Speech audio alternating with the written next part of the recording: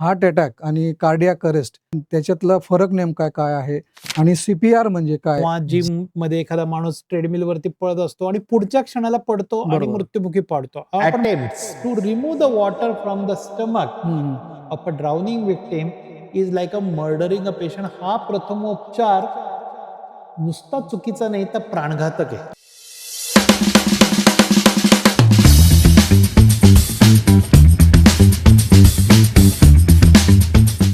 नमस्कार. सात संवाद आणि प्रतिसादच्या आजच्या 5व्या भागामध्ये मी डॉक्टर प्रशांत पाटील आपल्या सर्वांचं पुन्हा एकदा मनापासून स्वागत करतो. गेल्या काही एपिसोड्समध्ये आपण शिक्षणाशी संबंधित अर्थातच पालक आणि विद्यार्थी यांच्या मनातील काही प्रश्न, काही गुंते हे आकुर्डी येथील बन्सल क्लासेसचे फॅकल्टी यांना आमंत्रित करून या विद्यार्थ्यांचे प्रश्न, त्यांच्या मनातील गुंते हे सोडवण्याचा प्रयत्न केला.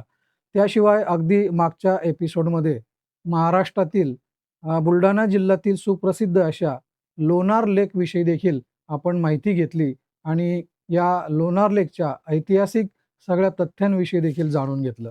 मागच्या या सर्व एपिसोड्सला आपण प्रेक्षक म्हणून पसंती दिली आणि लाईक्स केले, त्याबद्दल मी आपल्या सर्वांचं मनापासून आभार व्यक्त करतो.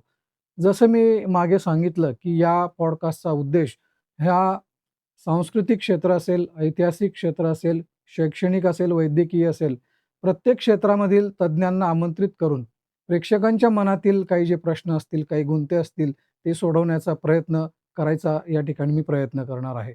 आणि त्याचाच एक भाग म्हणून आज वैद्यकीय क्षेत्राशी निगडीत आणि खरं पाहिलं तर आपल्या, तुमच्या, माझ्या सर्वांच्या दैनंदिन जीवनाशी संबंधित असलेला प्रथमोपचार हा अत्यंत महत्त्वाचा विषय घेऊन मी आज आपल्या सर्वांसमोर उपस्थित झालोय.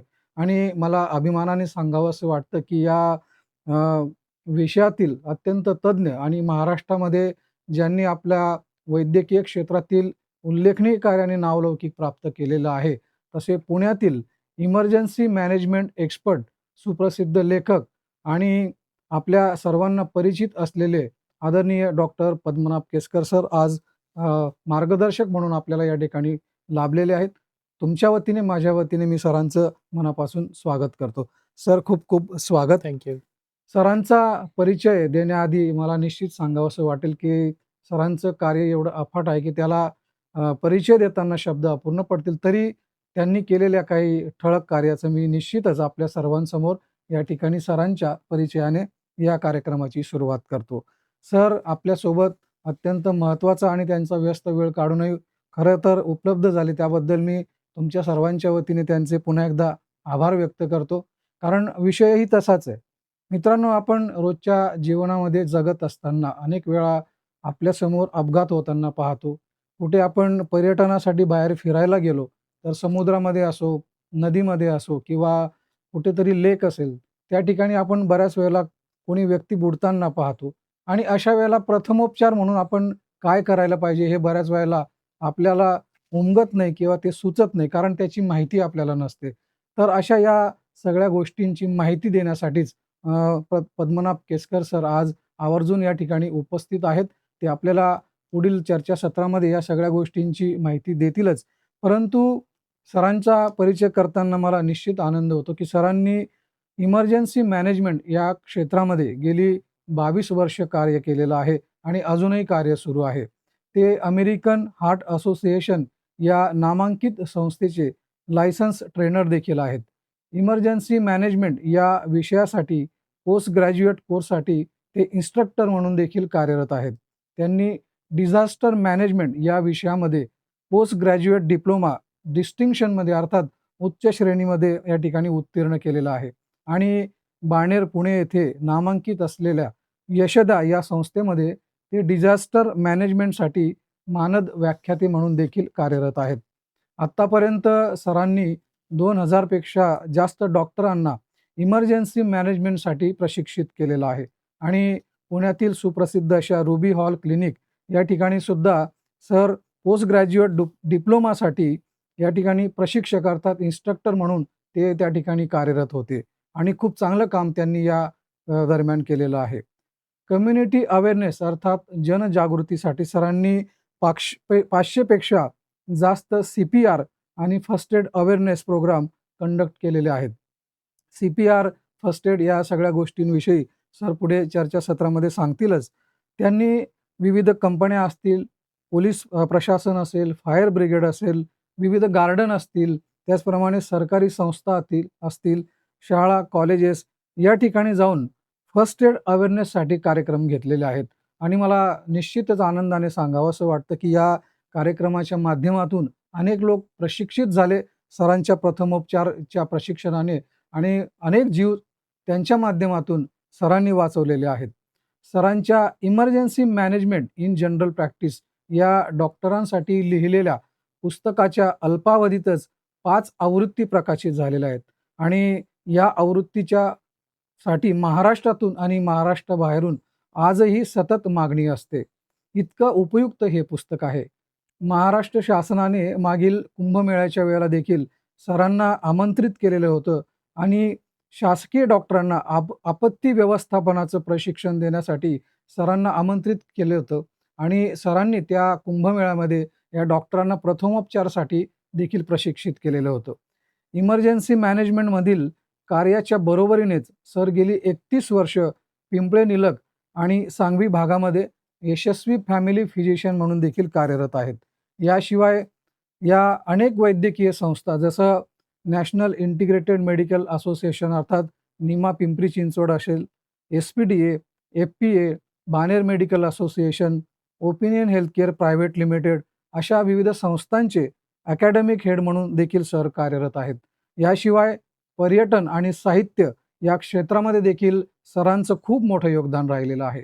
नुकताच हॅल्युसिनेशन या सरांनी लिहिलेल्या लघुकथा संग्रहाला महाराष्ट्र शासनाचा सर्वोत्कृष्ट लघुकथा संग्रहाचा मानाचा ₹1,00,000 बक्षिसाचा दिवाकर कृष्ण पुरस्कार प्राप्त झालेला आहे.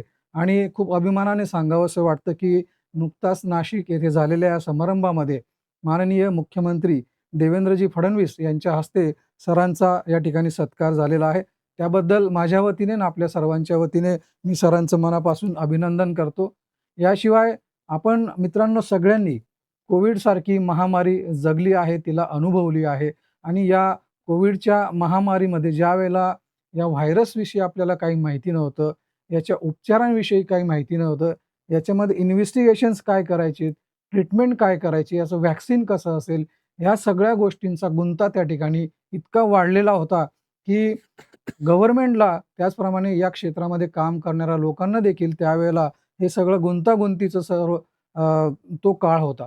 पण या काळामध्ये आपल्या अभ्यासपूर्ण शैलीने आणि याच्यातील अगदी सखोल अभ्यास करून सरांनी सोशल मीडियाद्वारे सर्वसामान्य नागरिक आणि वैद्यकीय क्षेत्रामधील डॉक्टर्स असतील, पॅरामेडिकल स्टाफ असेल, यांना वेळोवेळी मार्गदर्शन करून अत्यंत मोलाची अशी भूमिका त्या ठिकाणी बजावली आणि कोविडच्या या भयानक परिस्थितीतून सर्वसामान्य नागरिक असतील, त्यांच्या मनातील भीती कमी करण्याचं काम सरांनी त्यावेळेला केलेलं आहे. अर्थातच मानव सेवेचं एक महान कार्य या वैद्यकीय सेवेच्या माध्यमातून डॉक्टर पद्मनाभ केसकर सर यांच्या हातून घडत आहे. त्याबद्दल त्यांचं मी सर्वप्रथम मनापासून धन्यवाद देतो. असे हे बहुआयामी व्यक्तिमत्व जे खरोखर आपल्या कामात खूप व्यस्त असतात, तरी पण आज या अत्यंत महत्त्वाच्या विषयासाठी विशेष आमच्या आमंत्रणावरून उपस्थित झाले. त्याबद्दल पुन्हा एकदा मी सरांचं या ठिकाणी आभार व्यक्त करतो आणि स्वागत करतो.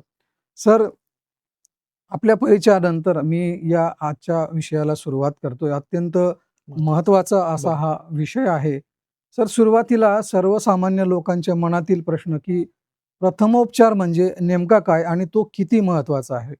तसेच या प्रश्नाच्या अनुषंगाने मला अजून एक प्रश्न विचारावासा वाटतो, की प्रथमोपचार देण्यासाठी संबंधित व्यक्ती जी आहे, ती डॉक्टरच असावी लागते, की डॉक्टराशिवाय इतर व्यक्ती देखील प्रथमोपचार करू शकतात? कारण बरेचदा प्रथमोपचार देण्यासाठी समाज पुढे येताना दिसत नाही. कुठेतरी त्यांच्या मनात भीती असते का कायदेशीर काही अडसर आहे, याबद्दल काही आपण सांगू शकाल का? सर्वप्रथम धन्यवाद. माझी खूप छान ओळख करून दिलीस.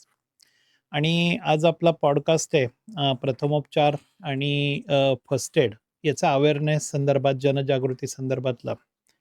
तर प्रथमोपचार या नावातच संपूर्ण गोष्ट येते ती म्हणजे प्रथम केले जाणारे उपचार. एखादी दुर्घटना झाल्यानंतर जे काही आपण प्रथमोपचार करतो ते म्हणजे प्रथमोपचार. पण प्रथमोपचार आहेत म्हणजे ते त्याचं महत्त्व कमी आहे का? तर तसं नाही.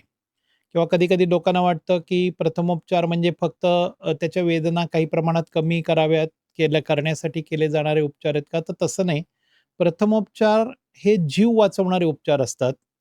वेळेत केलेले प्रथमोपचार माणसाचा जीव वाचवू शकतात. आपण पुढं-पुढं जेव्हा आपण पुढच्या भागांकडे जाऊ, तेव्हा असं लक्षात येईल, की यालाच प्रथमोपचार वेळेत मिळाले असते, त्याचा जीव वाचला असता. हे आपल्याला बरेचदा लक्षात येतं. त्यामुळे प्रथमोपचार हे प्रत्येकाला येणं ही काळाची गरज आहे. जेव्हा मी म्हणतो, की प्रत्येकाला येणं काळाची गरज आहे, तेव्हा त्याचा अर्थ ती व्यक्ती डॉक्टरच असली पाहिजे असं नाही. म्हणजे बऱ्याचदा लोकांना वाटतं, की हे वैद्यकीय उपचार आहेत का? तर नाही. हे पूर्ण वैद्यकीय उपचार नाही आहेत. तर कॉमन मॅन जो सर्वसामान्य माणूस आहे, तो योग्य ते प्रशिक्षण घेऊन, योग्य ती माहिती घेऊन हे प्रथमोपचार गरजू व्यक्तीला देऊ शकतो. याचं कारण मी शब्द काय वापरला, योग्य ते ज्ञान घेऊन, योग्य ती माहिती घेऊन. कारण चुकीचे केलेले प्रथमोपचार हे जास्ती घातक असतात न केलेल्या प्रथमोपचारापेक्षा. त्यामुळे योग्य ते प्रथमोपचार करण्यासाठी, त्याची माहिती लोकांपर्यंत पोहोचवण्यासाठी हा आपला आपण पॉडकास्ट आहे, आजचा आपला जो विषय घेतलेला आहे, हा अतिशय महत्त्वाचा आहे. आता याच्यामध्ये पुढचा उपप्रश्न विचारला, की किंवा समाज पुढे येताना का दिसत नाही? आपल्याला बरेचदा वाटतं, की याला वेळीच मदत मिळाली असती, त्याचा जीव वाचला असता. तर वेळीच मदत नाही मिळाली म्हणजे तिथं लोकं उपलब्ध नव्हते का? तर लोकं उपलब्ध असतात. तुम्ही कोणतीही घटना बघा पुढच्या आपल्या भारतामध्ये इतकी लोकसंख्या आहे, एखादी घटना आली, की पुढच्या 2 मिनिटामध्ये तिथं शेकडो लोकं जमा होतात.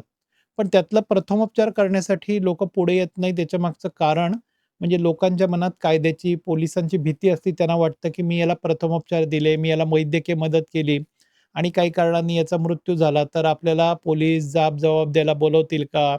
किंवा आपल्याला कायद्याच्या चौकटीत जाऊन काही साक्षी पुरावे द्यावे लागतील का? आणि ही कायद्याची किंवा पोलिसांच्या भीतीमुळे लोकं पुढे येत नाहीत. तर या ठिकाणी मी सांगतो, की सुप्रीम कोर्टने जो एक लँडमार्क म्हणतो आपण, एक कायदा पास केलेला आहे किंवा त्याचा एक निर्णय आहे. त्याला म्हणतात गुड सॅमरिटन लॉ. या गुड सॅमरिटन लॉच्या अंतर्गत जी प्रथमोपचार देणारी व्यक्ती आहे, ही कायद्याने त्या ठिकाणी प्रोटेक्टेड आहे. त्याला कोणत्याही प्रकारचे साक्षी, पुरावे किंवा त्याच्यासाठी काही कारणाने त्याला त्या संबंधित व्यक्तीचा नंतर मृत्यू झाला तरी त्यासाठी त्याला जबाबदार धरलं जात नाही. फक्त निष्काळजीपणा केलेला असू नये, ज्याला आपण निग्लिजन्स म्हणतो. तर negligence should not be proved.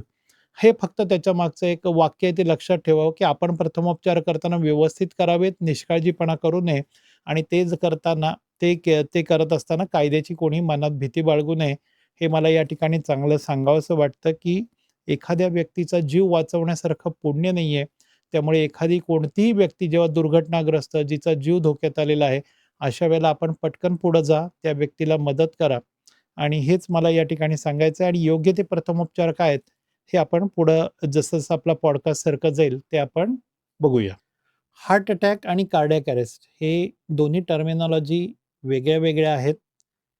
Heart अटॅकमध्ये हृदय पूर्ण बंद पडत नाही. कार्डियाक अरेस्टमध्ये हृदय पूर्ण बंद बंद पडतं. पडतं. हा सगळ्यात पहिला महत्त्वाचा फरक आहे. बरोबर. आपण बरेचदा व्हिडिओ बघतो, की लग्नाच्या वरातीत कोणतरी नाचत असतो हं. किंवा जिममध्ये एखादा माणूस ट्रेडमिलवरती पळत असतो आणि पुढच्या क्षणाला पडतो आणि बरोबर. मृत्युमुखी पडतो. आपण म्हणतो बघा जीवन किती क्षणभंगूर आहे. हो, हो. आता एका मिनिटापूर्वी जिवंत होता, पुढच्या मिनिटाला ती व्यक्ती गेली. हे जे असतं याला म्हणतात कार्डियाक अरेस्ट. बरोबर. याच्यामध्ये तुम्हाला क्षणाचा वेळ सुद्धा मिळत नाही. म्हणजे तो पंप बंद पडतो. हार्ट म्हणजे काय? हृदय म्हणजे काय? तर हा एक प्रकारचा पंप आहे. हं. हा जन्मापासून मृत्यूपर्यंत अव्याहत काम करणारा हा एक पंप आहे आणि इतका चांगला पंप अजून माणसाला सुद्धा बनवता आलेला बरोबर. नाही. आपण इतकी म्हणतो, आपण माणसाने इतकी प्रगती केली, हं, हं. पण एखादा माणूस 80 वर्ष, 90 वर्ष, 100 वर्ष जगला, तर जन्मापासून मृत्यूपर्यंत एक क्षण सुद्धा बंद न राहणारा पंप. आपल्या इथं जर का 6 तास पंप चालू राहिला, तर तो जळून बरोबर. बंद पडेल. हं, हं. तर या ठिकाणी जन्मापासून मृत्यूपर्यंत काम करणारा हा पंप आहे. आता आपण एक छोटं उदाहरण देऊया. हार्ट अटॅक आणि कार्डियाक अरेस्टमध्ये काय फरक आहे?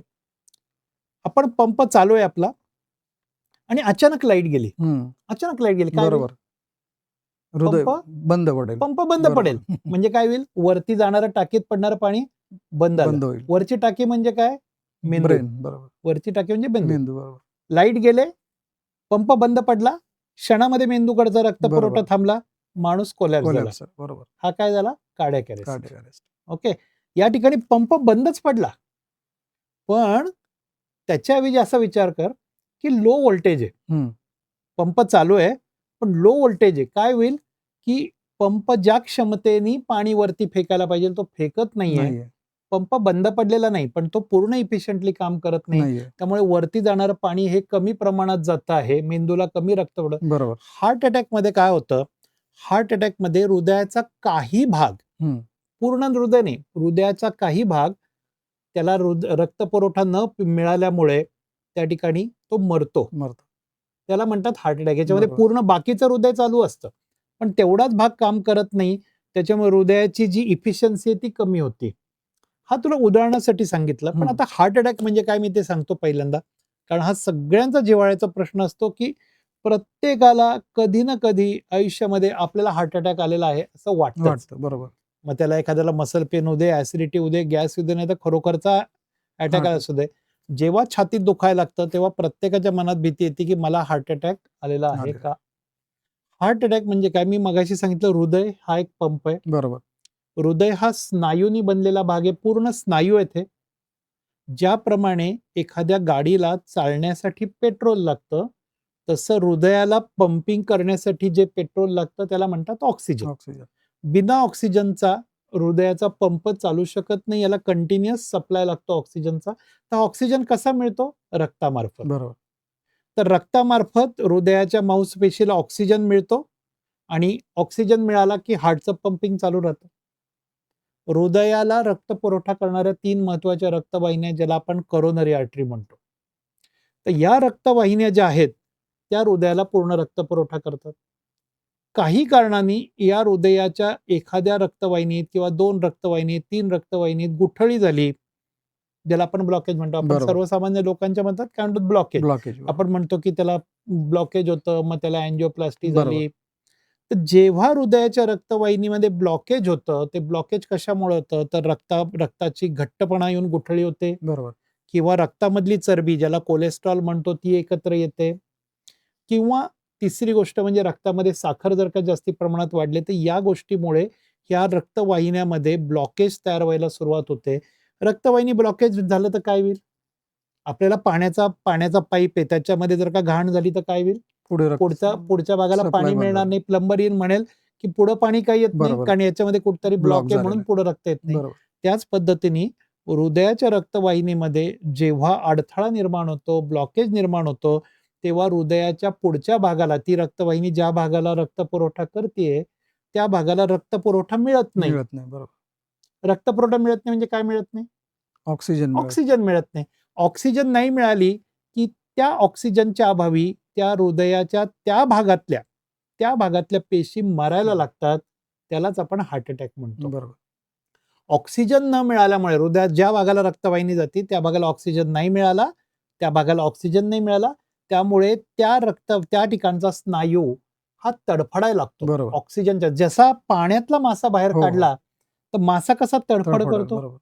तसाच हृदयाचा स्नायू ऑक्सिजन न मिळाल्यामुळे तडफड करायला लागतो बरोबर. आणि ही तडफड ज्या लक्षणाद्वारे व्यक्त केली जाते त्याला म्हणतात हृदयविकाराची लक्षणं. लक्षणं. बरोबर. तर हृदयविकाराची लक्षणं कुठली असतात? डावा खांदा जड पडणे, डाव्या बाजूला छातीत दुखणे, जबड्याला मुंग्या येणे, वेदना होणे. बरेचदा लोकांना माहित नसतं. हो. बरेचदा लोकांना फक्त माहित असतं की छातीत दुखणं, डावा खांदा बरोबर. केवळ पाठीत दुखणं हे सुद्धा हृदयविकाराचं लक्षण आहे. अच्छा. बरोबर. हृदयाच्या ज्या भागाला रक्तपुरवठा नाही झाला त्या भागाला हार्ट अटॅक येणार म्हणजे त्या भागाकडनं लक्षण. बरोबर. आता हृदयाच्या पाठीमागच्या बाजूला जर का रक्तपुरवठा नाही झाला, ज्याला आपण पोस्टेरियर वॉल एमआय म्हणतो, पोस्टेरियर वॉल एमआय, त्याला काय होतं? हृदयाच्या पाठीमागच्या बाजूला जर का रक्तपुरवठा नाही झाला तर पाठीकडनं वेदना होतं. बरोबर. लोकांना वाटतं नाही माझ्या छातीत दुखत नाहीये म्हणजे मला हार्ट अटॅक. बरोबर आहे. बरोबर. मी एखादी माझ्याकडे बरेच पेशंट आले की डॉक्टर खूप पाठीत ओढून धरला. कुठली पाठ? हे आपलं शोल्डर ब्लेड आहे, हो. खांद्याचा हाड, त्रिकोणी हाड आहे ना, त्या ठिकाणी ओढून धरल्यासारखं दुखतंय. बरोबर. ओढून धरल्यासारखं दुखतंय. अशा वेळेला केवळ मला ही पाठदुखी आहे, मला ही चमक बसलेली आहे, असं कोणत्याही प्रकारे दुर्लक्ष न करता डॉक्टरांकडे जाऊन त्याचं निदान करणं अतिशय गरजेचं आहे. घाम येणं, हं. एखादी व्यक्ती म्हणते की आज मला पाझरल्यासारखा घाम येतोय, म्हणजे आता उन्हाळ्यात घाम येणं वेगळं. हो. पण ती व्यक्ती म्हणते, "नाही, मला अक्षरशः माझं अंग भिजलंय, चिंब झालेलं आहे." तर दरदरून घाम येणं, घाबरल्यासारखं होणं, सगळ्यात महत्त्वाचं लक्षण म्हणजे दम लागणे. अच्छा. हे अतिशय महत्त्वाचं. लोकांना वाटतं की मला अशक्तपणामुळे दम हं, लागतोय हं. आणि लोकं घरी थांबतात. तर केवळ दम लागणं, की मी मी रोज चालतो, मी रोज 2 जिने चढतो, 4 जिने चढतो, मी रोज 2 किलोमीटर चालतो. पण आज मला चालल्यानंतर एक 100-200 मीटर गेल्यानंतर दम लागायला लागलाय. बरोबर. तर ह्या लक्षणाकडे दुर्लक्ष करता कामा नाही. नये. त्यामुळे ही जर काही लक्षणं दिसली, डावा खांदा, डावा जड पडणं, छातीत डाव्या बाजूला वेदना होणं, डाव्या बाजूला पाठीकडनं वेदना होणं, जबड्याला मुंग्या येणं, वेदना होणं, तीव्र स्वरूपाची छातीमध्ये जळजळ होणं, दरदरून घाम येणं आणि बरोबरीने मी सांगितलं असं दम दम लागणं, लागणं. हे अतिशय महत्त्वाचं लक्षण आहे. अशा वेळेला पटकन आपण डॉक्टरांकडे जायला पाहिजे. ई-सी-जी नावाची प्राथमिक चाचणी करून बघायला पाहिजे, की आपल्याला अटॅक आलाय का? डॉक्टर जो काही सल्ला देतील त्या पद्धतीने पुढे जायला पाहिजे.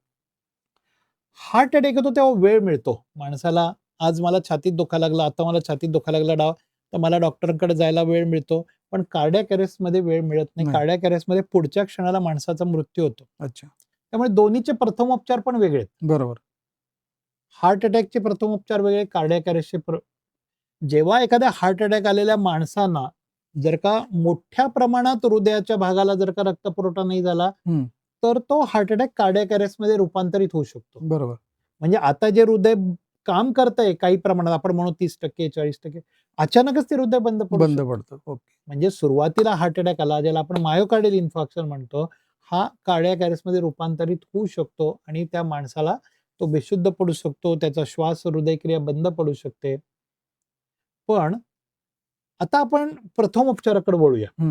म्हणजे आजचा जो आपला पॉडकास्टचा मुख्य बरोबर. विषय आहे, विषय. तिकडे वळूया. हं. मी आता तुम्हाला पहिल्यांदा सांगितलं, की हार्ट अटॅक म्हणजे काय? हार्ट अटॅक म्हणजे हृदयाच्या त्या भागाला रक्तपुरवठा नाही झाला, ऑक्सिजन नाही मिळाला, तर तो भाग मृत पावतो. बरोबर. याला म्हणतात हार्ट अटॅक. त्याची लक्षणं सांगितली, हं. ओळखायचं कसं ते सांगितलं. प्रिव्हेन्शन कसं करायचं आपण नंतर एखाद्या भागात बरोबर. बघूया, की हो. काय काय करू शकतो काळजी आपण घेतली येऊ नये पाहिजे. म्हणून. हो. काळजीचा भाग आपण नंतर करू. आता पहिल्यांदा ओळखा. याच्यासाठी अवेअरनेस पाहिजे. बरोबर. ओळखा. आता मला वाटलं, की या क्षणी मला स्वतःला हार्ट अटॅक येतोय किंवा तुला हार्ट अटॅक हं. येतोय. तर मी काय करणं अपेक्षित आहे? मला अंदाज आला, की अरे नाही, नाही, मला त्या ठिकाणी पॉडकास्टमध्ये किंवा मी त्या लेक्चरमध्ये मला सरांनी सांगितलं, तर तशीच लक्षणं या व्यक्तीमध्ये दिसतायत किंवा स्वतःला दिसतायत. सगळ्यात महत्त्वाचं आपण बरेचदा असं म्हणतो, की त्याला हार्ट अटॅक येईल, त्याला लक्षणं. मी काय अमृत पिऊन नाही आलेलो. बरोबर. मला पण हार्ट अटॅक येऊ हो. शकतो. त्यामुळे मला मला स्वतःचा जीव वाचवण्यासाठी सुद्धा प्रथमोपचाराचं ज्ञान गरजेचं आहे. असं नाही, की दुसऱ्याला समाजालाच मदत करायची अगदी असं नाहीये. बरोबर. या ज्ञानाचा उपयोग माझ्या स्वतःसाठी करू. आता मी रेल्वेमधनं प्रवास करतोय आणि मला अचानक जाणवायला लागलं, की माझी छाती जड पडायला लागली, डावा खांदा डावा जड पडायला लागलाय, घाम फुटायला लागलाय आणि तीव्र स्वरूपाच्या वेदना आल्या. मला जाणीव झाली, की आपल्याला हार्ट अटॅक येतो बरोबर. किंवा माझ्या शेजारच्या व्यक्ती. सगळ्यात पहिल्यांदा सगळ्यात महत्त्वाचा विषय म्हणजे धीर देणे, ज्याला आपण ॲश्युरन्स म्हणतो. बरोबर. ज्या व्यक्तीला हार्ट अटॅक आलाय, हृदयविकाराचा झटका येतोय, अशी जाणीव तुम्हाला झाली, तर सगळ्यात पहिल्यांदा त्या व्यक्तीला धीर द्या. धीराचे 4 शब्द माणसाला जगायची प्रेरणा देतात. अगदी बरोबर. मगाशी कोव्हिडचा विषय काढला. हो. कोव्हिडमध्ये मी जे काही बघितलं, कोव्हिडचे जे काही 2 वर्ष बघितले, त्याच्यामध्ये मला एक गोष्ट लक्षात आली, हं. आजाराने माणसं कमी मेली, भीतीने जास्त बरोबर, मेली. बरोबर. खरं आहे. भीती माणसाला मारते. बरोबर. आज मला जर का रात्री 11-12 वाजता छातीत दुखायला लागलं, घाम फुटायला लागला आणि माझ्या मनात आलं, की मला हार्ट अटॅक येतोय, तर ही मला कदाचित हार्ट अटॅक नसेल पण, बरोबर. दुसरं पण कारण असेल, हो. पण माझ्या मनात जर का भीती निर्माण झाली, मला हार्ट अटॅक येतोय, तर ही भीती मला मारू शकते. त्यामुळे बरोबर. पुढच्या व्यक्तीला कायम धीराचे 4 शब्द द्या. समजा एखादे आजोबा आहेत, "आजोबा काही काळजी करू नका, मी तुमच्या मदतीला आहे. बरोबर. आपण दवाखान्यात जाऊ, तुम्हाला उपचार मिळतील." हे धीराचे 4 शब्द त्या माणसाला जगायची प्रेरणा देतात. बरोबर. आणि हा प्रश्न जर का आपण वृद्ध व्यक्तींच्या अंगाने जर का बघितला, तर हा प्रश्न खूप भेडसावणार आहे. हं, हं. आज ठिकठिकाणी मुलं अमेरिकेमध्ये, बाहेरच्या देशामध्ये आहेत. बरोबर. ते आजी-आजोबा एकटे घरात राहत असतात. त्यांना मुख्य प्रश्न हा असतो, की मला जर का अचानक काही झालं, अगदी तर खरं आहे. माझ्या मदतीला कोण कोण येईल? येईल? बरोबर. आणि अशा आजी-आजोबांना जर का रात्री 11 वाजता छातीत दुखायला लागलं, तर त्या भीतीपोटीच ते बरोबर, मरतात. बरोबर. त्यामुळे अशा वेळेला पहिल्यांदा त्यांना धीर द्या. हं, दुसरी गोष्ट, खिडक्या स्वच्छ उघडा. हं. बाहेरची स्वच्छ मोकळी हवा आत येऊ द्या. बरोबर. बरेच आता आजकाल सगळीकडे एसी असतात. अनेक क्लासरूम असतील, ऑफिसेस, आयटीचे ऑफिसेस बघितले सगळे गच्च बंद असतात. असतं. बरोबर. मोकळ्या खिडक्या नाहीत, हं. मनाच्या पण नाहीत आणि घराच्या पण बरोबर. नाहीत. सगळ्या अगदी खरं खिडक्या आहे. लोकांच्या बरोबर. बंद असतात. त्या बरोबर. खिडक्या मोकळ्या करा. स्वच्छ हवा, मोकळी हवा आत येऊ द्या. बरोबर. स्वच्छ ऑक्सिजन मिळू द्या. कपडे घट्ट असतील. आता मी घट्ट कपडे घालून बसलोय. अटॅक आला तर हे पूर्ण मोकळे करा. बरोबर. स्वच्छ मोकळी हवा मिळणारी कपडे मोकळे करा. आणि याच्या पुढचा जो प्रथमोपचार आहे, जो मी सर्व श्रोतेवर्गांना पण सांगेन आणि तुम्हाला पण सांगतो, तो म्हणजे हा केवळ ऐकू नका, हा आचरणात आणा. याच्यामुळे तुमचा स्वतःचा जीव वाचेल आणि तुमच्या बरोबरीने तुम्ही इतरांचा जीव वाचवाल. तो म्हणजे डिस्प्रिनची गोळी. बरोबर. डिस्प्रिनची 325 मिलीग्रॅमची गोळी प्रत्येकाने आपल्या जवळ 24/7/365 डेज ठेवणं गरजेचं आहे. माझ्या बॅगमध्ये आता सुद्धा आहे. ओके. डिस्प्रिनच्या 2 गोळ्या प्रत्येकाने आपल्या जवळ ठेवा. डिस्प्रिन 325 मिलीग्रॅमच्या 2 गोळ्या प्रत्येकाने आपल्या जवळ ठेवा. जेव्हा कधी तुम्हाला वाटेल, की तुम्हाला स्वतःला अटॅक येतोय किंवा दुसऱ्या कोणा व्यक्तीला अटॅक येतोय, अशा वेळेला ही डिस्प्रिनची 325 मिलीग्रॅमची गोळी काढून कपभर पाण्यात टाका. हं. ती गोळी विरघळा आणि ते पाणी त्या रुग्णाला प्यायला द्या. अच्छा. या डिस्प्रिनच्या पाण्याने काय होतं, की जी बंद पडलेली रक्तवाहिनी आहे, ज्याच्यामुळे त्या व्यक्तीला हार्ट अटॅक आलेला आहे, हो.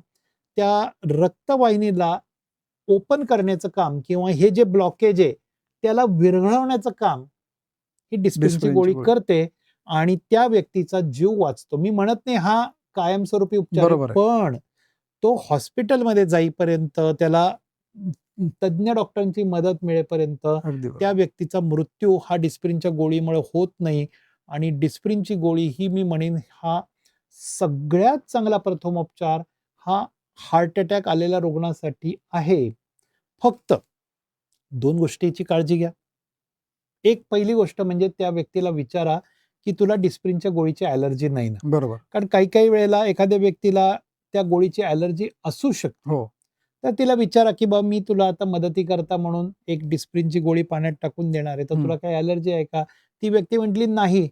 तर बिनधास्त ती गोळी पाण्यात टाकून विरघळून ते पाणी प्यायला द्या.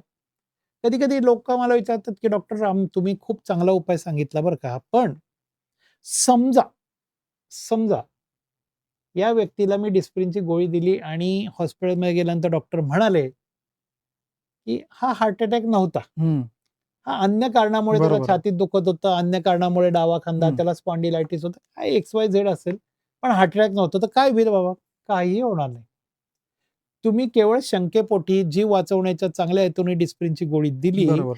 पण ही हार्ट अटॅक नसेल तरी त्या गोळीमुळं कुठल्याही प्रकारचा दुष्परिणाम होणार नाही. हां, त्याला ॲसिडिटी होईल किंवा बाकी काही होईल, पण ते ते काय आपण नंतर त्याचा बरोबर. ट्रीटमेंट करू शकतो. पण असा काही मोठा काही तोटा काही होणार नाही. त्यामुळे जेव्हा कधी तुम्हाला शंका वाटेल, तेव्हा डिस्प्रिनची गोळी त्या व्यक्तीला विचारून द्या. दुसरी गोष्ट म्हणजे एक गोष्ट लक्षात ठेवायची, की बरेच लोकं मला विचारतात, की ती डिस्प्रिनची गोळी गिळायला दिली तर चालेल का? हं. बरेचदा आपण गोळ्या गिळतो. मग ही पाण्यात विरघळून असंच का सांगितलं? तर बरोबर. हो. पाण्यात विरघळल्यामुळं या गोळीची जी ॲक्शन आहे, ही त्वरित होते. तरी बरोबर. आता काय होतं, की आपण गोळी गिळणार, ती पोटात जाणार, विरघळणार, मग रक्तात मिसळणार, मग हं. तिची ॲक्शन होणार, मग ब्लॉकेज जाणार. बरोबर. पण जेव्हा आपण पाण्यातच विरघळून देतो, तेव्हा त्या गोळीची ॲक्शन वेगाने होते आणि त्या व्यक्तीचा जीव वाचवण्यासाठी कारण आपल्याकडे वेळच नाही ना. हो, हो. आता त्या व्यक्तीला आपण माहिती आहे, की अरे तिच्या म्हणजे मी कधी-कधी लेक्चरमध्ये म्हणतो, की अरे त्या व्यक्तीच्या गोवऱ्या स्मशानात गेलेल्या आहेत. हं. आता ही गोळी पोटात जाणार कधी, विरघळणार कधी, बरोबर. त्याची ॲक्शन होणार कधी. त्याच्यामुळे देताना पाण्यात विरघळून द्या. तुम्ही म्हणा, की "अरे माझ्याकडे पाणी नसेल तर काय करायचं?" मी ट्रेनमध्ये गोळी तर तुम्ही सांगितली म्हणून मी ठेवलेली बरोबर. हं, हं. पण माझ्याकडे पाणी तर नाहीये, काय करू शकतो? गिळली तर तुम्ही म्हणताय उपयोग उशिराने होईल. काय बरोबर. करू शकतो? गोळी काढा, तोंडात ठेवा, कडा-कडा चावा, चुरा अच्छा. करा आणि ती गिळून फुडकीबरोबर घ्यायचं. गिळा. चुरा करून गिळा. याच्याने पण तुमचं काम त्या ठिकाणी होऊ अच्छा. शकतं. त्यामुळे माझी सर्व श्रोतेवर्गाला विनंती आहे, 2 गोळ्या स्वतःजवळ कायमस्वरूपी लोकं विचारतात म्हणजे पुणेकर लोकं मी सगळीकडे लेक्चर पुणेकर लोकं विचारतात, "डॉक्टर 2 गोळ्या का? एकच गोळी का नको?" हं. 2 गोळ्या अशासाठी, एक माझ्यासाठी, एक अरे वा! दुसऱ्यासाठी. एक स्वार्थ, एक परमार्थ. वाह! बरोबर. माणसाने स्वार्थाबरोबर परमार्थ करावा. बरोबर. 2 गोळ्या, ₹1 एक गोळी, 2 गोळ्या खिशात ठेवा. सगळीकडे ठेवा. मी तर म्हणतो सगळीकडे ठेवा. नुसती बरोबर. खिशात नका ठेवू. घरामध्ये ठेवा. आपल्या घरी आजी-आजोबा असतील त्यांच्या फर्स्ट एड किटमध्ये ठेवा. त्यांच्या औषधाच्या डब्यात ठेवा. घरामध्ये समजा एखाद्याची समजा बायको एकटी आहे, तिला म्हणा साखरेच्या डब्याजवळ गोळी ठेव. ही गोळी कधी कोणाला, कारण आपल्याला पूर्वी एक विषय होता ना, की अरे बाबा माझं वय आज 20 वर्ष आहे, 25 वर्ष, ती मला काय होणार आहे?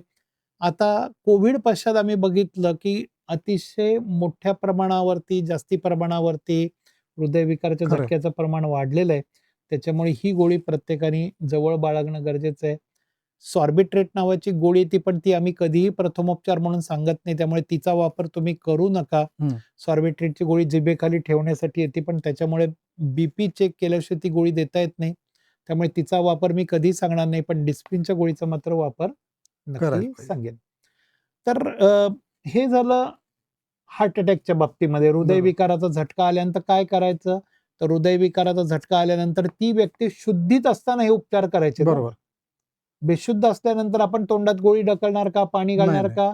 नाही. बरोबर. म्हणजे एखादी व्यक्ती तुमच्याशी बोलतेय आणि तुम्हालाच सांगेपर्यंतच ती खाली पडली, बेशुद्ध झाली, तर तिच्या तोंडामध्ये डिस्प्रिनचं पाणी घालायचं नाही. नाही. हा प्रथमोपचार केवळ आणि केवळ ती व्यक्ती शुद्धीत असतानाच करायचा बरोबर. आहे. तर हा झाला शुद्धीत असताना करायचा हार्ट अटॅकचा उपचार. उपचार. पण एखादी व्यक्ती बेशुद्ध झाली तर काय करायचं? बरोबर. जिला आपण कार्डियाक अरेस्ट म्हणतो. हं, हं. मगाशी मी सांगितलं, की काही क्षणापूर्वी ती शुद्धीत असते, पुढच्या क्षणाला खाली कोसळते. बरोबर. तसाच हा रुग्ण जो आहे हार्ट अटॅकचा, हा अचानक तुम्हाला म्हणतोय, की "अरे मला छातीत दुखतंय, डॉक्टरांकडे घेऊन चल" आणि अचानक त्यांनी मान टाकली आणि बेशुद्ध पडला. बरोबर. अशा वेळेला पटकन तुम्ही जा, त्या व्यक्तीला सपाट भागावरती झोपवा, जमिनीवरती झोपवा. एखादी व्यक्ती जी आता बेशुद्ध झाली आहे, हं. समजा ते एखाद्या ठिकाणी टेबलवरती आहे किंवा खुर्चीवरती आहे, बेडवरती आहे किंवा रेस्टॉरंटमध्ये आहे, बसमध्ये, जिथं कुठं आहे आणि तुम्हाला वाटलं, की तिचं आता शुद्ध हरपलेली आहे. शुद्ध हरपलेल्या माणसाला कधी बसवायचं नाही. अच्छा. याच्यामागचं कारण काय? बसलेलं असताना मेंदूकडं रक्त जायला गुरुत्वाकर्षणाच्या विरुद्ध दिशेने जायला कष्ट पडतात. बरोबर. जेव्हा त्या व्यक्तीला आपण झोपवतो, तेव्हा उताराने मेंदूकडचा रक्त पुरवठा जास्ती सुरळीत होतो. बरोबर. त्याच्यामुळे कोणती व्यक्ती जिचा शुद्ध हरपतीये असं वाटलं तर तिला झोपवायचं, बसवायचं नाही. नाही. म्हणजे मी बरेचदा प्रत्येक वेळेला असं घटनेतनं बघतो, की काही वेगळं झालं असतं तर काय छोटे बदल, अगदी छोटे बदल हा मोठा इम्पॅक्ट घडवू शकतात. बरोबर. खरं आहे. हे मी म्हणतो ना, की म्हणजे प्रमोद महाजनांना जेव्हा ॲक्सिडेंट झाला, तेव्हा मी ती व्हिडिओ बघत होतो हां. किंवा ते बघत होतो, बातमी वाचत होतो. त्या ठिकाणी ड्रायव्हरने पाणी दिलं आणि मग त्यांना पाठीमागच्या सीटवर बसवलं आणि हॉस्पिटलमध्ये नेलं आणि हं. हॉस्पिटल नेईपर्यंत त्या ठिकाणी त्यांनी बसवण्याच्या ऐवजी झोपवलं झोपवलं असतं. असतं तर प्राण वाचला असता. झोप वाचला असता, नाही वाचला असतं माहीत नाही. पण झोपवलं असतं, बरोबर. तर हृदयाकडचं रक्त मेंदूकडे गेलं असतं अच्छा. आणि म्हणून कायम लक्षात ठेवा, की जी व्यक्ती शुद्धीत नाहीये तिला झोपवायचं. हं, हं. हा डोक्यामध्ये एक विषय ठेवायचा. तर आता एखादी व्यक्ती ज्याला आपण कार्डियाक अरेस्ट म्हणजे काय 3 गोष्टी एकत्रित आल्या, की त्याला कार्डियाक अरेस्ट म्हणतात. एक अनकॉन्शियसनेस. बरोबर. शुद्ध हरपलेली आहे. रिस्पॉन्स देत नाही. तुम्ही खांद्यावर थोपटलं, विचारलं काय होतंय? हो. डोळे उघड. ओके राजू काय होतंय? डोळे उघड. हं. कानाला चिमटा काढला तरी काहीच प्रतिसाद बरोबर. नाही. हो. पहिलं झालं अनकॉन्शियस, अनरिस्पॉन्सिव्ह. दुसरं छातीकडे बघितलं, छाती वर-खाली होत नाही. म्हणजे हं. काय? श्वासोश्वास श्वास बंद. थांबलाय. म्हणजे एखादी व्यक्ती तुम्हाला रिस्पॉन्स देत नाहीये, शुद्धीत नाहीये, तिची छाती वर-खाली होत नाहीये, म्हणजे तिचा श्वास बंद पडलेला आहे. आणि पडलाय. तिसरं म्हणजे हृदयक्रिया बंद पडणं. या 3 गोष्टी एकत्रित आल्या तर त्याला म्हणतात कार्डियाक अरेस्ट. बरोबर.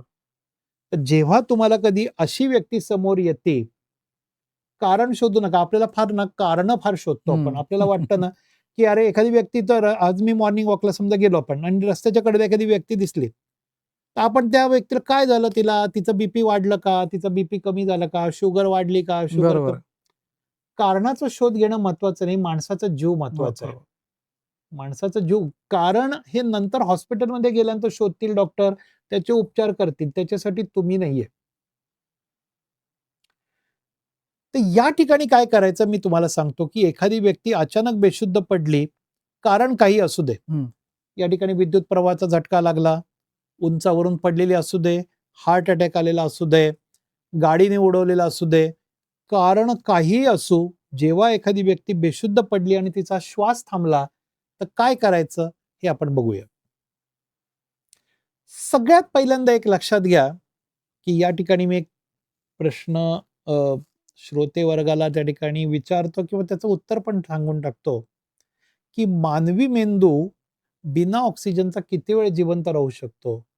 हा एक प्रत्येकाच्या मनात प्रश्न असतो. मगाशी मी सांगितलं की हृदयाला काम करण्यासाठी जसं ऑक्सिजन लागतो तसं माणसाला संपूर्णपणे जिवंत राहण्यासाठी ऑक्सिजनची आवश्यक. गरज असते. जसं आपण म्हणतो गाडी चालण्यासाठी पेट्रोल लागतं तसं माणसाला जिवंत राहण्यासाठी ऑक्सिजन लागतो. बरोबर.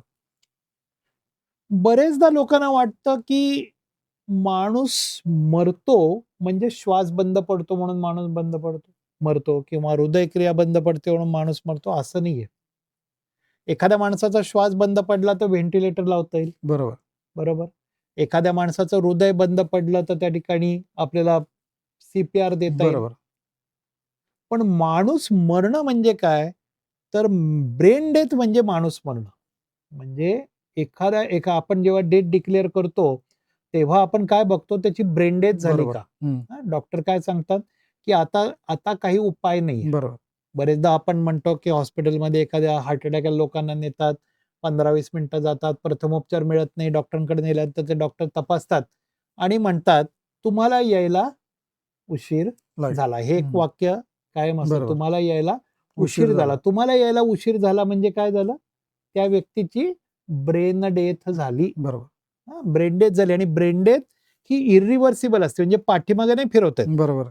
की आता त्या व्यक्तीला मी सलाईन लावतो, आता त्या व्यक्तीला ऑक्सिजन देतो, आता बरोबर. त्या व्यक्तीला मी औषधं देतो. तर मेंदूच्या ज्या पेशी आहेत, या एकदा का मृत पावल्या तर त्या परत जिवंत करता करता येत येत नाहीत. नाहीत. बरोबर. त्याला म्हणतात ब्रेन डेथ. Brain dead. तर मेंदूच्या पेशी का मरत असतील? ब्रेन डेथ का होत असेल? त्याला रक्तपुरवठा झाला नाही की ब्रेन ब्रेन डेथ डेड. होती. बरोबर. म्हणजे एखाद्या व्यक्तीने श्वास घेतला म्हणजे ऑक्सिजन घेतला, तो रक्तात मिसळला. हार्टनी पंपिंग केलं आणि तो ऑक्सिजन ब्रेनकडे पोहोचवला, मेंदूकडे पोहोचवला. मेंदूला ऑक्सिजन मिळाला, मेंदू जिवंत राहिला. बरोबर. एखादी व्यक्ती बेशुद्ध झाली, श्वास बंद पडला म्हणजे काय मिळायचा थांबला? ऑक्सिजन ऑक्सिजन मिळायचा मिळायचं थांबला. थांबला. हार्टचं पंपिंग थांबलं म्हणजे काय थांबलं?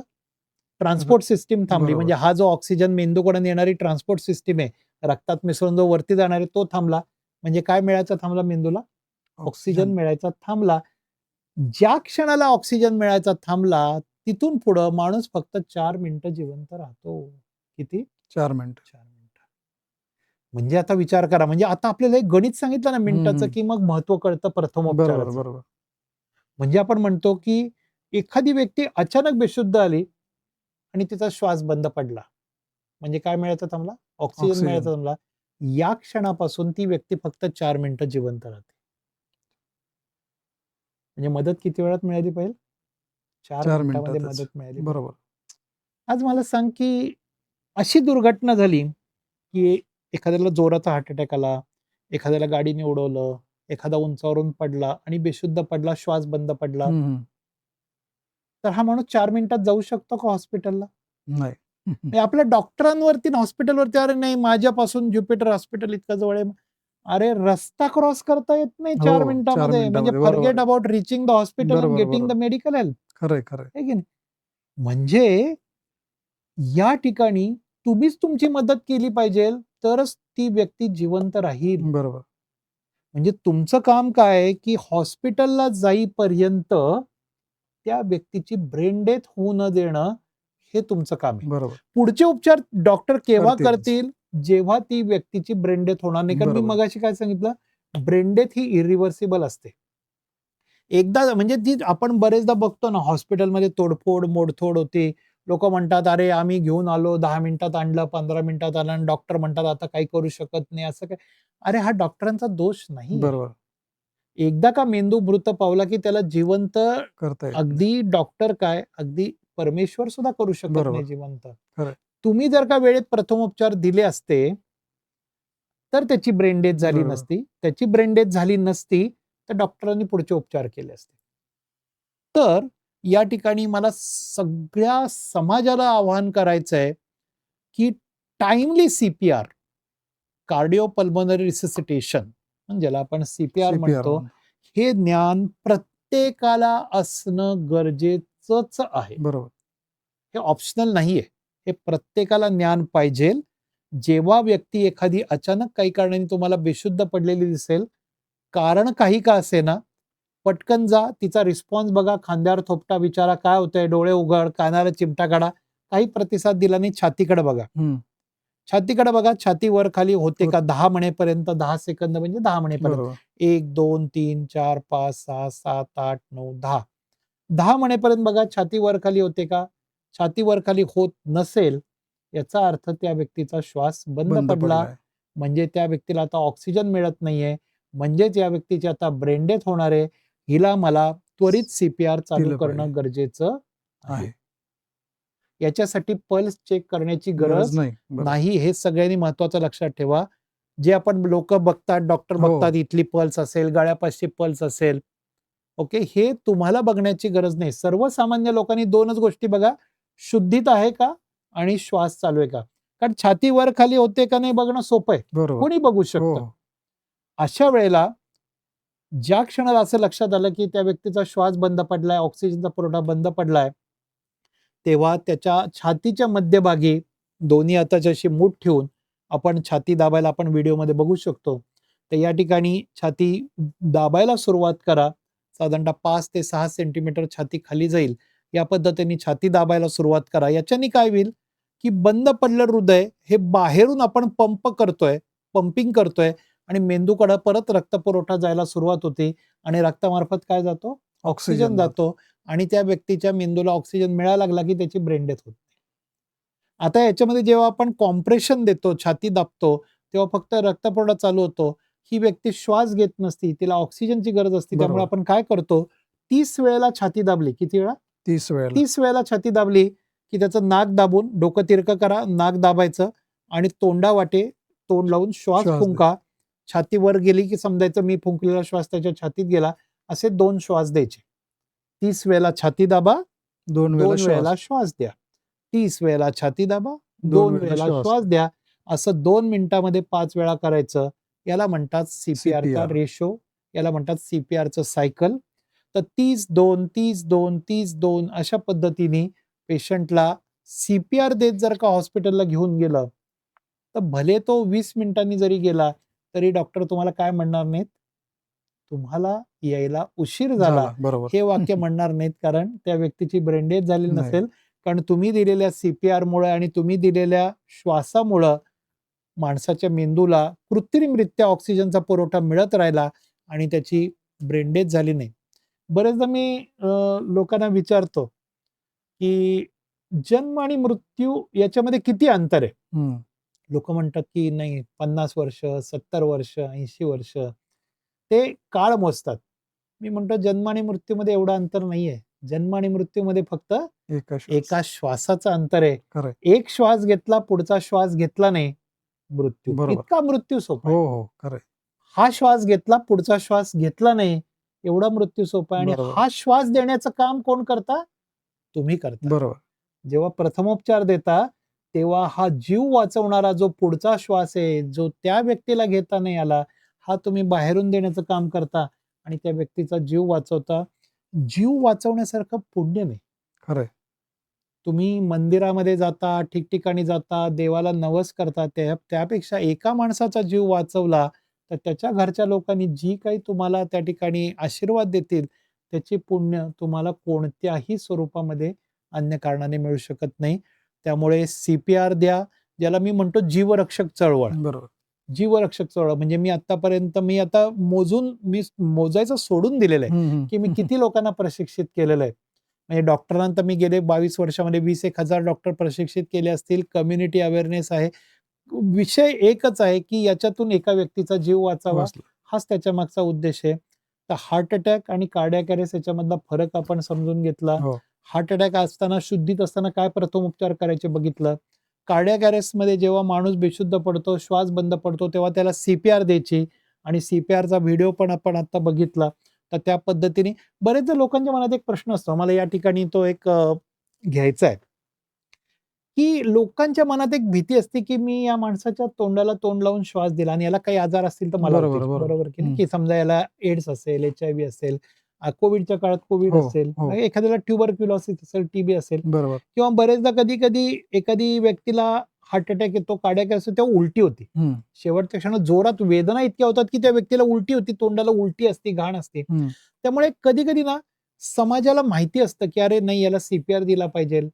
याला मी CPR नाही दिला तर याचा 4 मिनिटात मृत्यू होऊ हो. शकतो. हे माहिती असतं पण लोकं जात नाहीत कारण डिनायल म्हणजे लोकांना तोंडाला तोंड लावून श्वास द्यायचा नसतो. नसतो. केवळ या कारणासाठी म्हणून CPR ही दिली जात नाही. हं. त्याच्यासाठी एक रिसर्च काउन्सिलने खूप चांगली गोष्ट सांगितली आहे. When you are not willing to give mouth to mouth rescue breath, then just give compression only CPR. Okay. म्हणजे मला असं वाटतं ही मी फिरायला गेलोय, रस्त्याच्या कडेला आजोबा पडले, तोंडातनं घाण येते. हं. मी हॉस्पिटलला कळवलेलं आहे, ॲम्ब्युलन्स 15 मिनिटांनी येतील, पण 15 मिनिटात जगणार नाही कारण 4 मिनिटाचं लिमिट आहे. बरोबर. मला या व्यक्तीचा जीव वाचवायचा आहे, पण तोंडाला तोंड लावून श्वास द्यायचा नाही. अशा वेळेला काहीच न करण्यापेक्षा आधी मगाशी तुम्हाला काय सांगितलं CPRमध्ये 32-32 बरोबर. 30 वेळेला छाती दाबा, 2 2 वेळा वेळा श्वास श्वास द्या, द्यायचा. 30 वेळा पण आता मला तोंडाला तोंड लावून श्वास द्यायचा नाही. काय करायचं अशा वेळेला? केवळ छाती दाबत राहा. जेव्हा तुम्हाला असं वाटतंय, की मला तोंडाला तोंड लावून श्वास द्यायचा नाहीये, तेव्हा काहीच न करण्यापेक्षा बेटर टू डू समथिंग. काय करा? केवळ छातीच्या मध्यभागी सरळ रेषेमध्ये दाबत राहा. मिनिटाला 100 ते 120 किती गती? मिनिटाला 100 100 ते ते 120 120. या गतीने छाती दाबत राहा. यामुळे सुद्धा माणसाचा जीव वाचू शकतो आणि हे अतिशय महत्त्वाचं ज्ञान आपल्याला श्रोत्यांना सांगायला पाहिजे, की कोणत्याही व्यक्तीला जेव्हा तुम्ही हॉस्पिटलमध्ये नेत आहात, बेशुद्ध पडलेल्या व्यक्तीला, तेव्हा नुसतं गाडीमध्ये टाकून नेऊ नका. ती व्यक्ती बेशुद्ध असेल, श्वास बंद पडला असेल, तर केवळ छाती दाबत राहा. छाती दाबल्यामुळे त्याच्या रक्तामध्ये जो काही आधीचा ऑक्सिजन साचलेला आहे, जो शुद्धीत असताना जो काही हो. ऑक्सिजन घेतला, तो त्याच्या रक्तामध्ये जो साचलेला आहे, हा केवळ छाती दाबत राहिल्यामुळे मेंदूकडे जात राहील आणि त्या व्यक्तीचा जीव वाचेल. 10 मिनिटापर्यंत कोणताही कृत्रिम श्वास न देता सुद्धा केवळ छाती दाबून त्या माणसाचा जीव आपल्याला वाचवता वाचवता येऊ शकतं. येतो. खूप छान सर. अगदी कार्डियाक अरेस्ट आणि हार्ट अटॅक या दोघांमधला फरक तर आपण सांगितलाच. परंतु त्यावेळेला प्रथमोपचार काय करावे याचा अगदी अत्यंत सोप्या भाषेमध्ये आपण आमच्या श्रोत्यांना हे सांगितलं. मला वाटतं अत्यंत उपयुक्त असं प्रथमोपचाराचं ज्ञान आज केसकर सरांनी आपल्या सर्वांना दिलेलं आहे. मला वाटतं आपल्या सर्वांच्या आयुष्यामध्ये असे प्रसंग जे सरांनी आपल्या समोर मांडले, हे कित्येक वेळा आले असतील. परंतु केवळ आपल्याला सरांनी जे सांगितलं, की आपण ते प्रथमोपचार कशा पद्धतीने करायला पाहिजे, त्याचं ज्ञान नसल्यामुळे आपण हे फक्त बघ्याची भूमिका घेत अ, अ, असू किंवा हा अनुभव आपल्याला आला असेल. पण मला वाटतं ज्याही प्रेक्षकांनी आता हे प्रथमोपचाराचं ज्ञान घेतलं, त्यांना अशा भविष्यामध्ये कुठं अशा प्रसंगाला सामोरं जावं लागलं, तर मला वाटतं निश्चितच त्यांच्या हातून एक खूप चांगलं कार्य घडणार आहे. त्या प्रथमोपचाराच्या माध्यमातून जर आपण त्या व्यक्तीला प्रथमोपचार दिले तर. सर या अत्यंत महत्त्वाच्या अशा माहिती दिली त्याबद्दल तुमचं मी पुन्हा एकदा मनापासून धन्यवाद देतो. कारण केवळ डॉक्टरच नव्हे, तर सर्वसामान्य माणूस प्रथमोपचाराविषयी अत्यंत जागृत झाला पाहिजे. एक जीव वाचला पाहिजे. हा अत्यंत निरपेक्ष आणि निस्वार्थ हेतू आपल्या मनामध्ये आहे आणि त्या दृष्टीने आपण गेली कित्येक वर्षे कार्य करत आहात. मला वाटतं यामुळे लाखो लोकांचे जीव निश्चित वाचले असतील. त्यामुळे एक परमेश्वर जेवढं काम करू शकत असेल, त्याहीपेक्षा मोठं काम आपल्या हातून घडतंय. त्याबद्दल मला खरंच आपला अभिमान वाटतो. खूप खूप धन्यवाद सर. अशाच प्रकारे आपण बऱ्याच वेळेला सर बघतो किंवा अशा घटना आपण समोर येताना दिसतात, की आपण कुठेतरी फिरायला गेलो असेल, त्यावेळेला समुद्रामध्ये कुठेतरी व्यक्ती बुडालेली आहे किंवा नदीमध्ये पोहायला तरुण जातात, विहिरीमध्ये बरोबर. पोहायला जातात. त्या ठिकाणी ते बुडतात आणि त्यावेळेला मला वाटतं छाती दाबणं किंवा पोट दाबणं अशा प्रकारचे उपचार केले जातात. तर हे कितपत योग्य आहे? हे बरोबर आहे का चूक आहे याबद्दल काही सांगाल का? अ, कसं आहे माहिती आहे का? आपल्याकडे हिंदी सिनेमाचा एक पगडा खूप मोठ्या हो, हो. प्रमाणावरती आहे. खरं आहे. बॉलिवूडचा पगडा बऱ्याच प्रमाणावर आहे. बरोबर. म्हणजे आतापर्यंत म्हणजे मी म्हणतो ना, की जे मीडिया दाखवतं ना, ते लोकं फॉलो करतात, की मीडियामध्ये जे दाखवतो तेच खरं असं लोकांना वाटतं. हिंदी सिनेमामध्ये तुम्ही पूर्वीपासून बघितलं असेल तर ती एखादी हिरोईन पाण्यात बुडती, मग तो हिरो येतो, पोट दाबतो, पोटातलं पाणी बाहेर काढतो आणि ती डोळे उघडून म्हणते, "मैं कहाँ हूँ?" आणि लोकांना वाटतं की अरे हेच तर खरे प्रथमोपचार. बरोबर. आणि मग अशा वेळेला वर्षानुवर्ष बुडालेल्या माणसाच्या पोटातलं पाणी बाहेर काढणे हाच खरा प्रथमोपचार, ज्याला आपण म्हणतो बॉलिवूड गाईडलाईन म्हणतो मी मेडिकल. बॉलिवूड गाईडलाईन हा समाज फॉलो करत राहतो. अनेक WhatsAppवरती व्हिडिओ येतात. ओके. आणि मी तर कित्येक वेळेला मला हसू येतं म्हणजे की अ, बातम्या येतात. बातमी पण येते अशी, की समुद्रामध्ये 3 व्यक्ती बुडाल्या, मग त्यांना बाहेर काढलं. त्यांच्या पोटातलं पाणी बाहेर काढायचा काढलं. हो, हो. तरी सुद्धा त्यांचा जीव वाचला नाही. बरोबर, तर मला स्वतःला असं वाटतं, की पोटातलं पाणी बाहेर काढलं म्हणूनच त्यांचा जीव वाचला नाही. तर बरोबर. सगळ्यात महत्त्वाचं म्हणजे एक मी हार्श स्टेटमेंट मी कायम करतो, हं, की आपल्याला गोड बोललेलं कधी लक्षात राहत नाही. आपल्याला जर का एखाद्याने तिखट बोललं किंवा वाईट बोललं ना, तर आपल्याला जीवनभर लक्षात राहतं. हं, हे वाक्य प्रत्येकाने लक्षात ठेवा. बेशुद्ध पडलेल्या, बुडून बेशुद्ध पडलेल्या माणसाच्या हं. पोटातले पाणी बाहेर काढणे म्हणजे त्याचा खून करणे. अरे वाह! It's like a murdering a patient. अच्छा. Attempts to remove the water from the stomach हं, हं.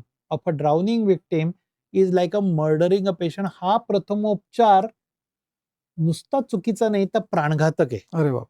मगाशी मी तुला म्हटलं होतं, हो, की चुकीचे प्रथमोपचार हा न केलेल्या प्रथमोपचारापेक्षा जास्ती घातक असतात. याचं बरोबर. एक तीव्र उदाहरण आहे या ठिकाणी, खरं आहे. की पोटातलं पाणी बाहेर काढल्यामुळे त्या व्यक्तीचा मृत्यू होऊ शकतो. हं, त्याच्यामुळे पहिल्यांदा प्रत्येकाने लक्षात ठेवा, की कधीही बेशुद्ध एखादा बुडालेली व्यक्ती असेल आणि ती बेशुद्ध असेल, तर तिचं पोट दाबू नका. पोट दाबल्यामुळं काय होतं, जे पाणी पोटात गेलेलं आहे, ते वरती येतं आणि श्वासमार्गात जातं आणि त्याला आम्ही ॲस्पिरेशन असं म्हणतो. हं. ॲस्पिरेशन होऊन त्या व्यक्तीचा मृत्यू होतो. आता करायचं काय? आता तुम्ही म्हणाल, की असं का होतं? की का बरं असा हे होतं? तर सगळ्यात महत्त्वाची गोष्ट असते, की जेव्हा एखादी व्यक्ती बुडती ना, तेव्हा तिच्या श्वासमार्गात त्या ठिकाणी लोकं म्हणतात, की "अरे, पाणी तर बाहेर काढलं पाहिजे ना, त्याशिवाय जीव कसा वाचणार?"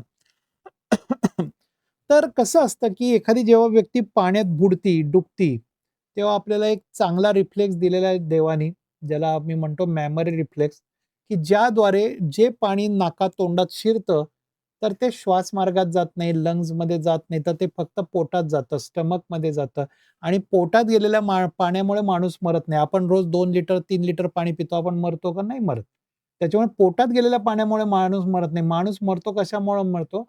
श्वासमार्गात किंवा लंग्समध्ये फुफ्फुसात गेलेल्या पाण्याने मरतो. बरोबर. तर हे पाणी बुडाल्यानंतर पहिल्या काही मिनिटांमध्ये कधीच श्वासमार्गात फुफ्फुसात जात नाही. याला आपण ड्राय ड्राउनिंग असं म्हणतो. जेव्हा माणूस बुडतो, तो त्याचा स्वतःचा श्वास रोखून घेतो. अच्छा. याला म्हणतात मॅमरी रिफ्लेक्स. त्याचा पूर्ण श्वासमार्ग आकुंचित पावतो.